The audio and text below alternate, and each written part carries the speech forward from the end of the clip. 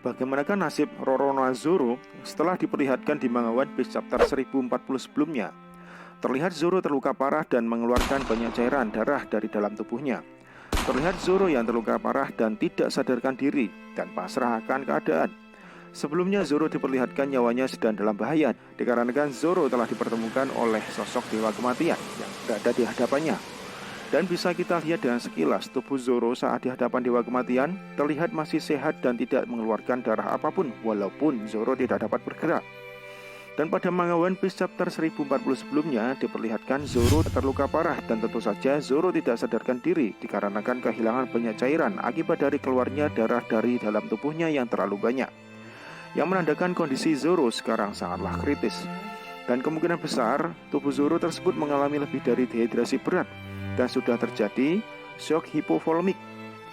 Dari beberapa materi yang saya pelajari sebelumnya, shock hipovolemik merupakan di mana jantung tidak dapat memompakan aliran darah ke seluruh tubuh dikarenakan kurangnya pasukan cairan darah dalam tubuh. Akibat dari salah satunya adalah perdarahan yang sangat hebat yang tidak dihentikan ataupun direhidrasi.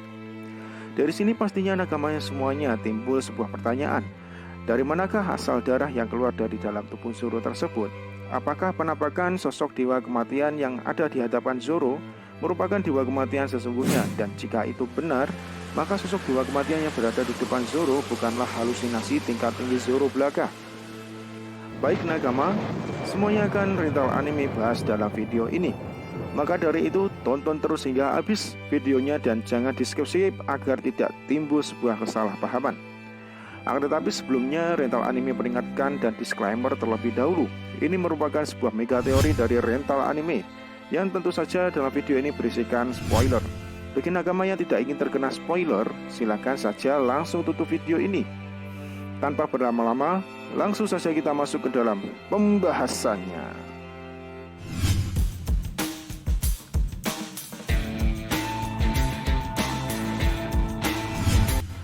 Oke nakama, sebelumnya saya bahas sekilas dulu tentang beberapa luka yang diterima oleh Zoro akibat peperangan di Wano Kuni ini.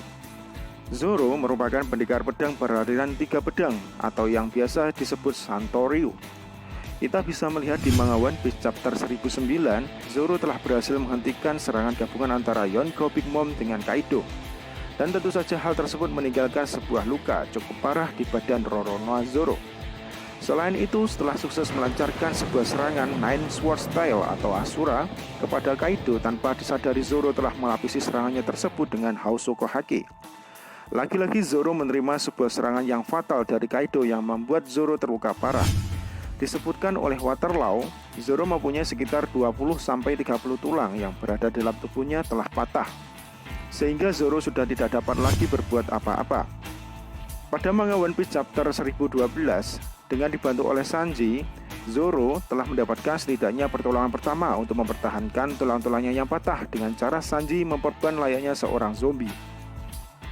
Dirasa dirinya tidak dapat berbuat apa-apa dan hanya merepotkan orang lain, Zoro telah membuat suatu keputusan kepada Chopper.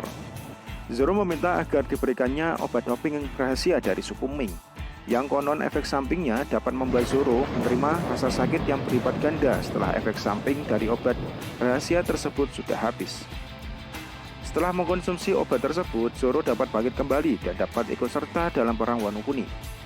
Singkat cerita, Zoro saat detik-detik terakhir efek obat doping dari suku Ming hampir habis, Zoro telah berhasil mengalahkan King dengan serangannya yang dilipisi Housoko Hake. Setelah mengalahkan King, tentunya Zoro juga terluka parah.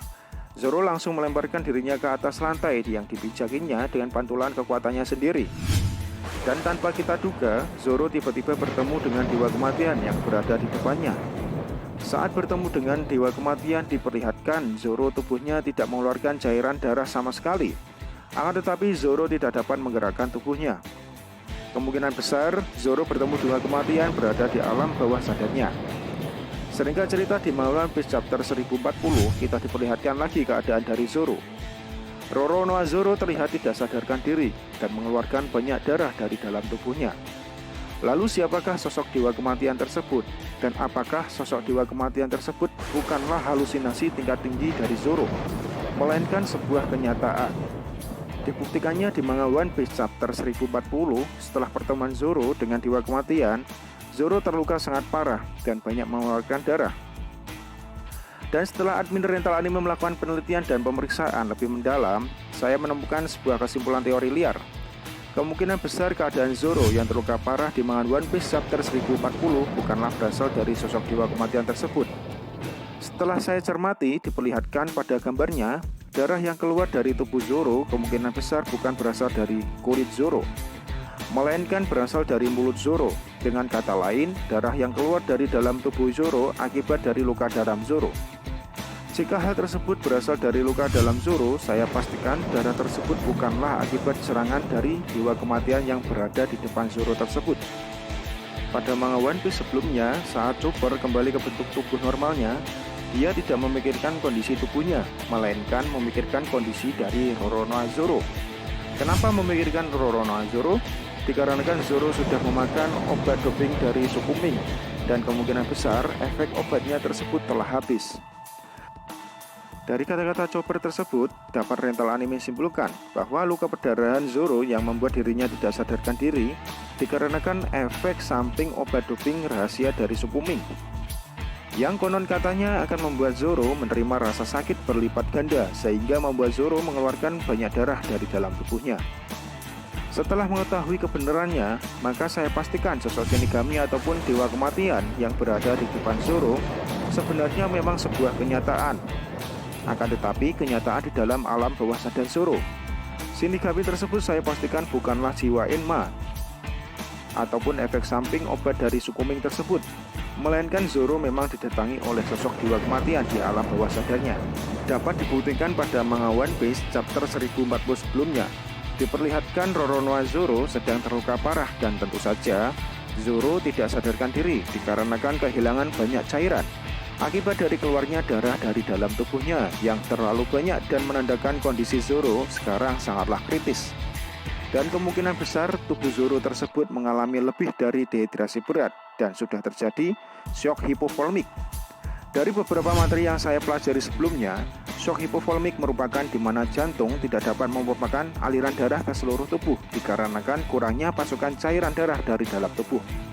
Akibat dari salah satunya adalah perdarahan yang sangat hebat yang tidak segera dihentikan ataupun direhidrasi. Apakah nakama semuanya mengingat kejadian di Pulau Ikan sebelumnya saat Luffy kehilangan banyak darah akibat terlalu memaksakan diri untuk menghancurkan kapal Noah? Pada saat itu kondisi Luffy sangatlah kritis dikarenakan telah kehilangan banyak darah. Untung saja Kaisar Lautan Jinbe segera bersedia memberikan darahnya untuk merehidrasi cairan Luffy. Dari beberapa kejadian tersebut dapat Rental Anime simpulkan bahwa kejadian shock hipovolemik dapat terjadi di dunia One Piece. Ini dikarenakan memang sangatlah berbahaya dan mengancam nyawa seseorang yang mengalaminya. Maka dari itu dapat saya simpulkan, Zoro didatangi sosok dewa kematian tersebut memanglah sebuah kenyataan. Akan tetapi kenyataan di dalam alam bawah sadar Zoro dan bukanlah sekedar halusinasi tingkat tinggi belaka. Dari sini Rental Anime timbul sebuah teori yang sangat liar lagi. Bisa nakama semuanya bayangkan betapa bertubi-tubi luka yang telah diterima oleh Zoro sebelumnya. Kemungkinan besar luka yang diterima Zoro sebelumnya sudah di luar batas kemampuan manusia biasa. Ditambah lagi luka tersebut telah dilipat gandakan oleh efek samping obat doping dari suku Ming, sehingga Zoro tidak mampu menahan rasa sakit yang dideritanya dan membuatnya kehilangan kesadaran. Dikarenakan lukanya sangatlah parah, Zoro saat ini diambang kematian. Dengan dibuktikannya Zoro di alam bawah sadarnya didatangi sosok dewa kematian yang akan mencabut nyawanya. Tentu saja sosok dewa kematian tersebut menyerang Zoro dan akan mengambil nyawanya di alam bawah sadarnya. Akan tetapi dikarenakan tekad Zoro untuk hidup sangatlah tinggi, dibuktikannya dengan di manga One Piece chapter sebelumnya. Saat di Ace Blue, dia pernah mengatakan tidak akan pernah mati walaupun sosok dewa kematian datang untuk mencabut nyawanya. Dikarenakan Zoro sudah berjanji akan menjadi pendekar pedang nomor 1 di dunia. Maka dari itu dapat Rental Anime simpulkan, dikarenakan tekad Zoro yang sangatlah kuat, sehingga membuat tubuh Zoro mau tidak mau harus dapat menerima rasa sakit yang sangat luar biasa hingga bantuan datang.